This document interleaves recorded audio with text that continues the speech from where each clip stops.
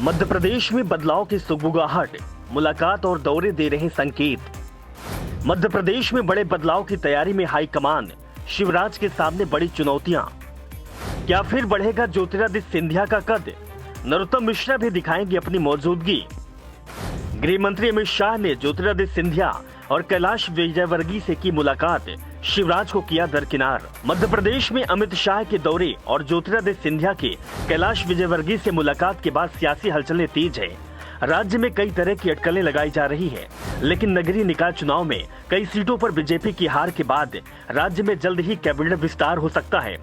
सूत्रों के अनुसार सीएम शिवराज सिंह चौहान कैबिनेट विस्तार को लेकर जल्द ही दिल्ली में प्रधानमंत्री मोदी और केंद्रीय गृह मंत्री अमित शाह से मुलाकात कर सकती हैं।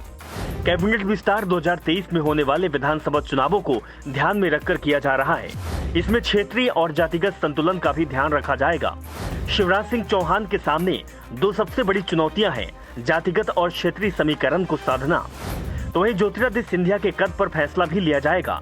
2018 के विधानसभा चुनाव में बीजेपी ने सबसे ज्यादा सीटें विंध्य क्षेत्र में जीती थी, लेकिन शिवराज सिंह चौहान की मौजूदगी कैबिनेट में इस क्षेत्र की सही प्रतिनिधित्व नहीं मिला था। हालांकि विधानसभा अध्यक्ष विंध्य क्षेत्र से ही हैं। रीवा में मेयर की सीट भी बीजेपी के हाथों से निकल गई है। ऐसे में इस क्षेत्र पर फोकस किया जा सकता है। जातिगत समीकरण बैठाने के लिए कई युवा विधायकों को शिवराज कैबिनेट में जगह भी मिल सकती है। जबलपुर मेयर की सीट भी बीजेपी के हाथों से फिसल गई, जहां बीजेपी ने संघ की पसंद के कैबिनेट को टिकट दिया था, लेकिन इसके बाद भी हार का सामना करना पड़ा था। तो वहीं कटनी में भी बीजेपी उम्मीदवार को हार का सामना करना पड़ा था। इस पूरे क्षेत्र में कोई भी कैबिनेट मंत्री नहीं है। इस क्षेत्र में अभी एक ही राज्य मंत्री रामकिशोर कावरे हैं। ऐसे में माना जा रहा है कि विधानसभा चुनाव 2023 को ध्यान में रखते हुए यहां के विधायकों को मौका भी दिया जा सकता है।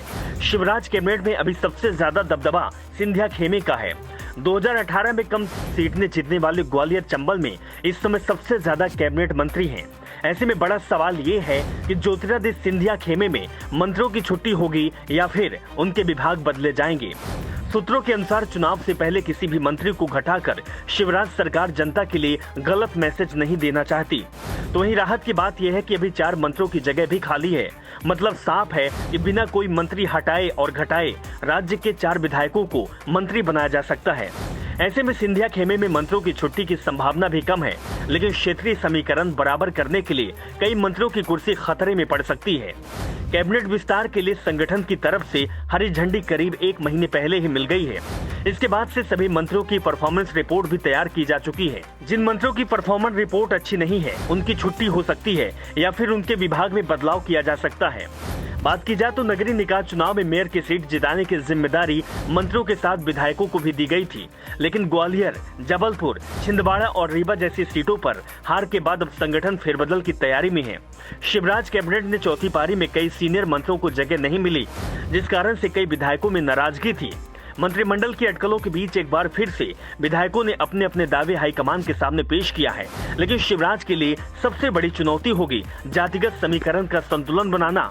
आदिवासी वर्ग के नेता को कैबिनेट में जगह भी दी जा सकती है, लेकिन जिस तरीके से हाईकमान का दौरा लगातार मध्य प्रदेश में चल रहा है, शिवराज सरकार यानी कि शिवराज के मंत्रियों को दरकिनार करते हुए विजयवर्गीय और नरोत्तम मिश्रा से मुलाकात की जा सकती है।